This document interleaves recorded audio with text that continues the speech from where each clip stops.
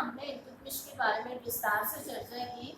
इल्तुतमिश ने एक ऐतिहासिक कदम अपने जीवन काल में उठाया था और उसने अपनी एक वसीयत तैयार करवाई थी और उसने उत्तराधिकारी के नियम या उत्तराधिकार का एक नया नियम प्रचलित किया था। और उसमें लिखे गया था वो कि मेरे मरने के उपरांत चूंकि मेरे सारे पुत्र अयोग्य हैं, इसलिए मेरी पुत्री को शासिका के रूप में स्वीकार किया जाए। तो हम जो पढ़ रहे हैं इस समय रजिया सुल्ताना, उसके द्वारा 1236 से 1240 तक शासन सत्ता संभाली गई। और हम देख रहे हैं कि रजिया मध्यकालीन भारत की पहली मुस्लिम शासिका थी जिसने मर्दाने वेश में पुरुषोचित व्यवहार के द्वारा समूचे पुरुष जाति को अपने आदेशों की पालना करवाने के लिए बाध्य किया।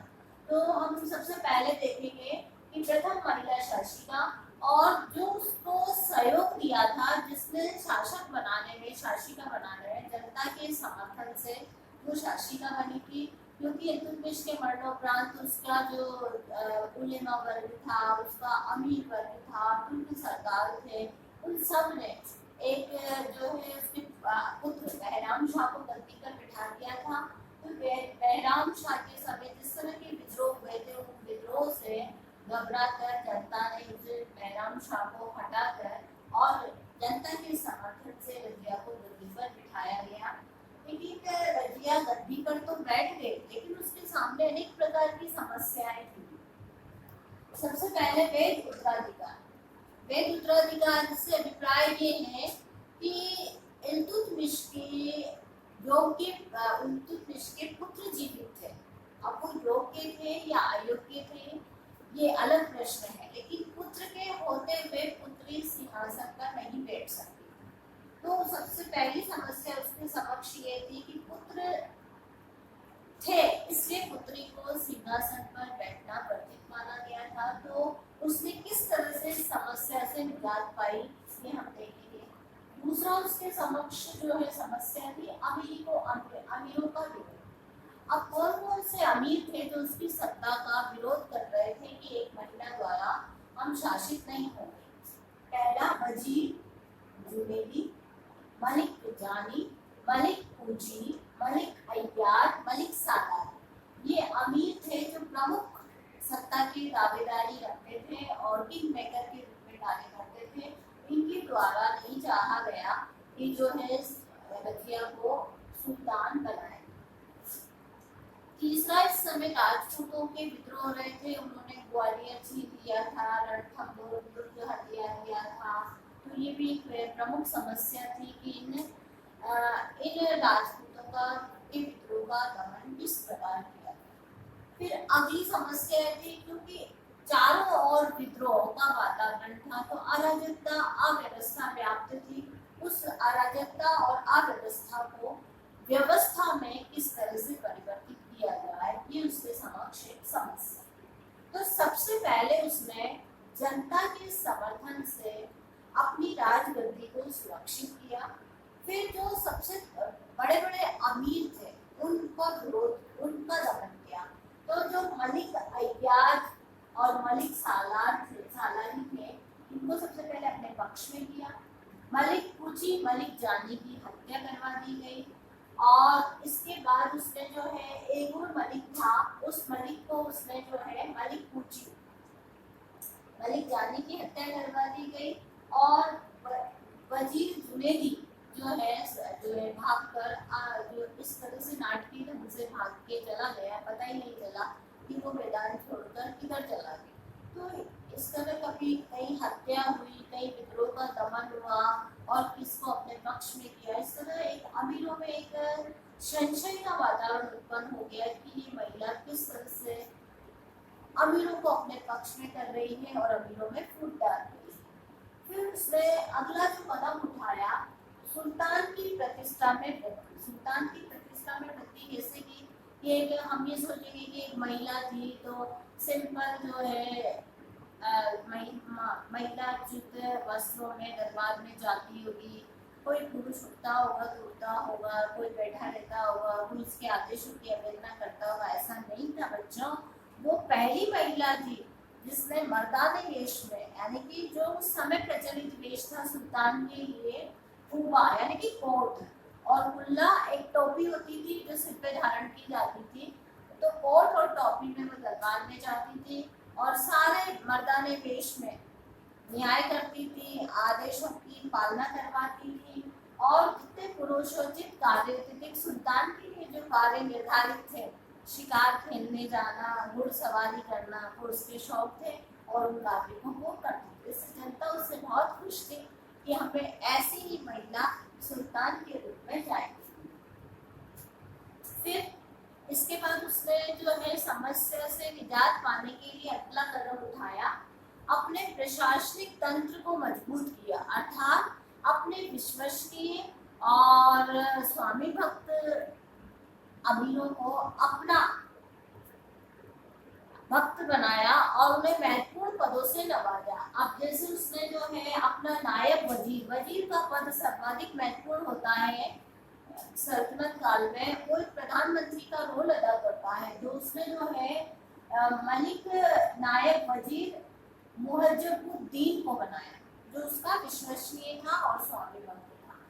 फिर इसमें दूसरा जो महत्वपूर्ण पद होता है अमीर आबू, यानी कि अश्व सेना का प्रधान, उसने ये जलालुद्दीन याकूत को ये पद प्रदान किया। तीसरा पद होता है सेनापति का, मलिक हसन गोरी को उसने अपना सेनापति नियुक्त किया, और जो लाहौर का प्रांत था उसका अख्तरदार या उसका प्रांत प्रति भी महत्वपूर्ण माना जाता था, तो उसने वो पद जो है किसको दिया, कबीर खां अय्याज को। यद्यपि ये अय्याज एक अमीर था, जब इसने विद्रोह कर दिया तो उसे इस पद से हटा दिया गया।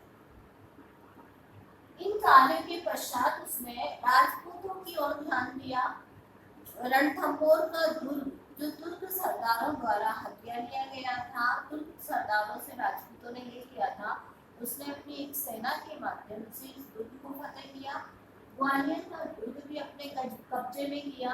इस तरह के पूरे राज्य में अव्यवस्था और अराजकता से व्यवस्था और शांति कायम हुई। लेकिन अमीर चैन से बैठने वाले नहीं थे, क्योंकि इस सारे प्रकरण में या इस सारे प्रशासनिक कार्य में धर्माधिकारियों को उपेक्षित कर दिया गया था, अमीरों को उपेक्षित कर दिया गया था, केवल जनता के समर्थन से शासन कार्य संचालित हो रहा था। तो ऐसी स्थिति में सारे अमीरों ने मिलकर उसके विरुद्ध विद्रोह करने का प्रयास किया। यद्यपि रजिया एक जो है दूरदर्शी शासिका थी और उसमें वो सब गुण थे जो एक पुरुष सुल्तान में होने चाहिए। केवल उसके पतन का जो कारण बना वो एक ही कारण बना, फारसी इतिहासकार है मिनास सिराज, जिसने लिखा है कि उसका स्त्री होना उसके पतन का कारण था। क्योंकि कोई भी समाज, चाहे वो आधुनिक समाज हो, चाहे प्राचीन समाज हो, चाहे मध्यकालीन समाज हो, हम बात कर रहे हैं 13वीं शताब्दी की। उस समय जब महिलाओं का घर से बाहर निकलना मुश्किल था और एक मुस्लिम महिला सुल्तान के रूप में स्वीकार करना एक बहुत बड़ी बात थी और बड़ी चुनौती थी रजिया के लिए भी, कि वो किस तरह से अपनी सत्ता को चलवाए, किस तरह से सुल्तान के रूप में अपनी एक सफल भूमिका निभाए। तो जितने भी अमीर थे, इन अमीरों के द्वारा विद्रोह किया गया और इन विद्रोहियों में एतवीन और अल्तुनिया का महत्वपूर्ण स्थान है।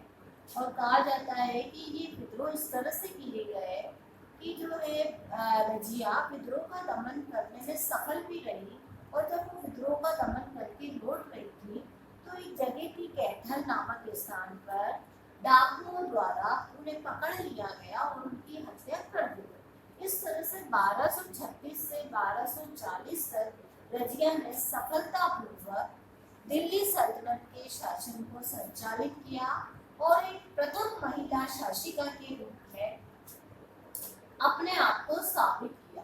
परंतु उसके पतन अवश्यंभावी था, क्योंकि वो एक महिला थी और महिला होने के कारण उसका पतन। दूसरा, धर्माधिकारी द्वारा उसे कोई सहयोग नहीं दिया गया।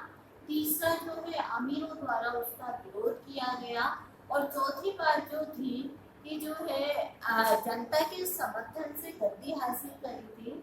लेकिन जिस तरह से उसके विभिन्न प्रकार के जो अमीर थे जो उसने महत्वपूर्ण पदों पर बिठाए थे, उनसे उसके जो संबंध बताए गए वो गलत बताए गए, इसलिए जनता की नज़रों में भी उसको गिराने का प्रयास किया गया।